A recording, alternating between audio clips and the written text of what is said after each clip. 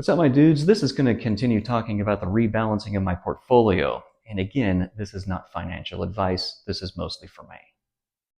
Today, I want to talk about my investment in Gladstone Land Corporation, the risks, the why, and my plan for the holding. There are definitely risks with this holding. Even though there's an underlying real asset, all farming has risks.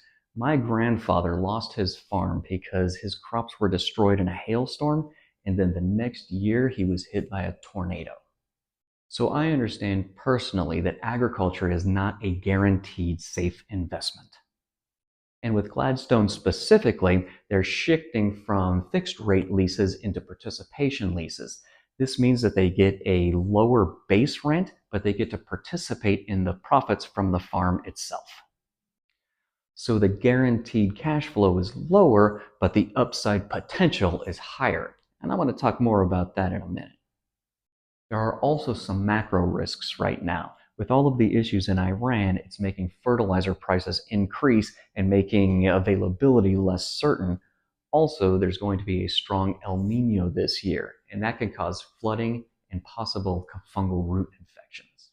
So this is absolutely not a risk-free investment. Give me a like if you're still with me. Now, the thing that interests me about participation leases is that it gives you upside exposure in an inflationary environment.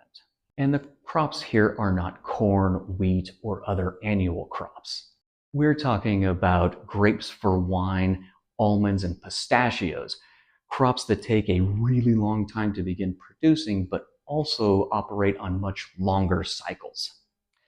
That means they don't have the same short-term yearly planting risks that row crops do, and they can sometimes tolerate a disruption in fertilizer application better than annual crops can.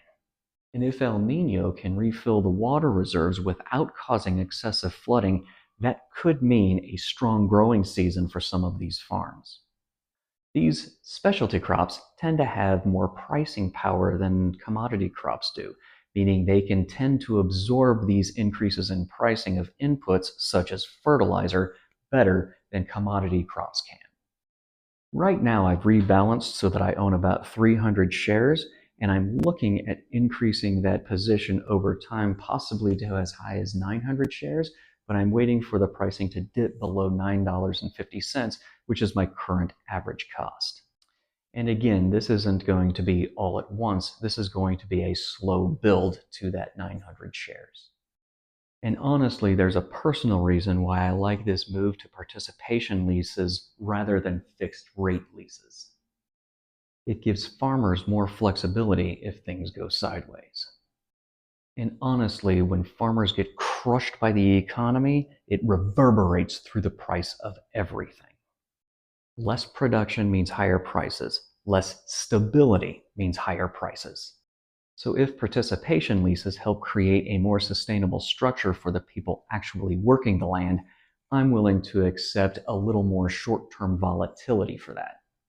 On top of that, participation leases in an inflationary environment help give a partial hedge to rising prices. So for me, this is a real asset tied to food production with inflationary participation and some long-term upside potential, even with all of those risks. I will see you guys next time.